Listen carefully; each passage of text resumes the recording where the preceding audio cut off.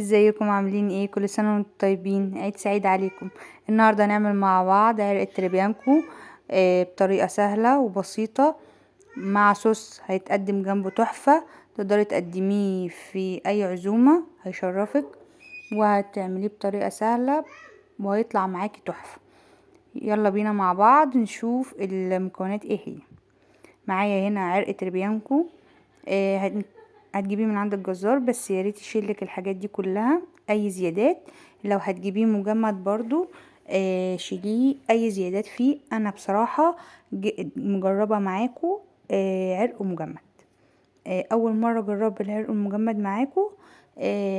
هقول لكم على يعني التركات اللي فيه اللي تطلعه حلو قوي، كأنك شاريه من عند الجزار، ومحدش هيعرف يفرق ما بينه وما بين العرق البلدي. هنا هبتدي اشيل اي زيادات فيه، مش شرط ان انا اربطه. لو حابه ان انت تربطيه هتجيبيه بقى من عند الجزار وتربطيه. ده كيلو، تقدري تجيبي عرق كبير 2 كيلو، كيلو ونص زي ما تحبي. وهبتدي كده زي ما بقولك اشيل اي زيادات فيه، واعمله بطريقه سهله جدا. وهتسويه حلو قوي زي البلدي، ومش هياخد معاك سوا. هنبتدي كده اشيل اي زيادات فيه. معلش ابني بيلعب بس. هنا كده شلت اي زيادات، وهنشفه كويس. هو طعمه حلو، طعمه حلو يعني هيشرفك في اي عزومة. هبتدي كده اجيب بقى في ناس بتحب تحط في قلبه فصوص توم وزعتر. انا ما بحبش طعم التوم يبان فيه قوي، يعني انا افضل احط بس من بره التوم و والزعتر، ويستحسن لو زعتر فريش. انا هنا كده خرمته عشان التتبيله توصل فيه كويس. وهستخدم زيت زيتون، مش هستخدم اي زيت تاني. انا بفضل زيت الزيتون، بيديله طعم حلو. لو ما عندكيش زيت عباد او كريستال. هبتدي كده اقلبهم، هحط الملح والزعتر، معلقه زعتر كبيره كده، والثوم والفلفل، وسنه بسيطه من 11 بهار. بعد ما قلبتهم حسيت ان هم عايزين سنه، يعني معلقه من الزيت الزيتون حطيت. هبتدي كده انشف كويس وافرد الخلطه دي عليه. انا مش هحط اي حاجه تانية غير دي، مش هحط اي حاجه تاني. هي الطعم اللي هيفرق معاكي بعد التتبيله التسويه. طبعا عشان الطعم يوصل كويس، انا سبته بصراحة بعد ما تبلته، سبته نص ساعة كده عشان يشرب التتبيلة ويبقى طعمه حلو. يستحسن انتي ما تحطوش على طول، تسويه على طول. لو سبتيه نص ساعة، من نص ساعة لساعة، حتى لو في التلاجة، هيفرق معاكي جدا في الطعم. اهم حاجة ان انتي تسيبيه في التتبيلة شوية، حتى لو حطيتي في قلبيه فصوص من الثوم والزعتر الفريش. بس فانا حطيته على عين، او اهم حاجة كمان تركية كمان، ما تحطوش على عين واطية اللي هي الصغيرة وتوطي، او على نار عالية قوي.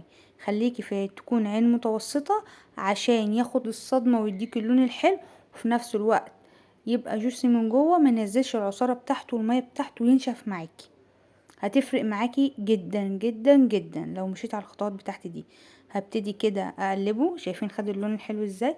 ده كمان الاضاءة مغمقة شوية، ده هو كان واخد لون بني حلو قوي. هبتدي كده احمره من كل الجوانب، هديله صدمة من كل الجوانب. وهجهز الخضار بتاعي، هحط فيه، هقول لكم طريقتين كمان للتسوية. هحط بصلة حلوة قطعها جوانح، وفلفل وجزر، ولو عندك كرفس حطي، انا ما كانش عندي بصراحة. هحطهم اديهم تشويحة، واحط مية مغلية. يا جماعة هو ما اتحرقش، عشان محدش يقول لي ده اتحرق، ما اتحرقش بامانة. كل ده انا عايزة العرق بس، وعايزة الصوص اللي هينزل منه. اكتر من كده انا مش عايزة حاجة تاني. وبصفيه كويس زي ما انتم شايفين كده. حطيت الخضار وهديله تشويحه بسيطه على ما الميه تغلي معايا، وهحطه. الطريقه الاولى للتسويه ان انا احطه على البوتاجاز واقفله كويس بورقه فويل او غطا، وكل نص ساعه ابص عليه واشوفه، اقلبه على كل جنب شويه، يعني كل نص ساعه كده اقلبه كده. بعد ما غلي معايا هبتدي بقى اقلبه وهغطيه وادخله في الفرن على درجه حراره مش اقل من 240 اول نص ساعه. بعد كده هوطي الفرن بتاعي على درجه حراره من 180 ل 150 على حسب الحراره بتاعه الفرن بتاعك، واسيبه نص ساعه ونص في الفرن بعد ما ياخد تشويحه على النار. وابتدي كده بعد ما يستوي هطلعه اصفيه من ده عرق صغنن. لو معاكي العرق كبير 2 كيلو بتسيبيه ساعتين في الفرن. هبتدي كده اصفي الصوص بتاعه اللي نزل منه او المرقه بتاعته اللي نزلت منه، وهنبتدي نعمل الصوص مع بعض. معايا هنا معلقه من السمنه، عليهم معلقتين من الدقيق. يعني ايه، هحمصهم حاجه بسيطه او يا دوبك ريحتهم بس اشم ريحه الدقيق. وهبتدي انزل عليهم بالمرقه بتاعه اللحمه اللي انا خدتها. لو ما عندكيش لو الصوص ده نشف منك اللي هو نزل من اللحمه، هتقدري تعملي بمرقه لحمه عادي وتعمليها بميه سخنه. تجيبي مرقه لحمه وتغلي ميه وتقلبيها فيها وتحمري الدقيق تخليه اللون المايل للبني، ما تحمروش كده تشويحه بسيطه، لا تحمريه شويه. وتبداي تحطي بعد ما يتحمر تبداي تحطي الصوص بتاعك او المرقه بتاعتك، ويا دوبك يغلي بس اول غلوه، وتدوقي تظبطي الملح بتاعه وتسيبيه يبرد معاكي لحد ما تيجي تقدمي.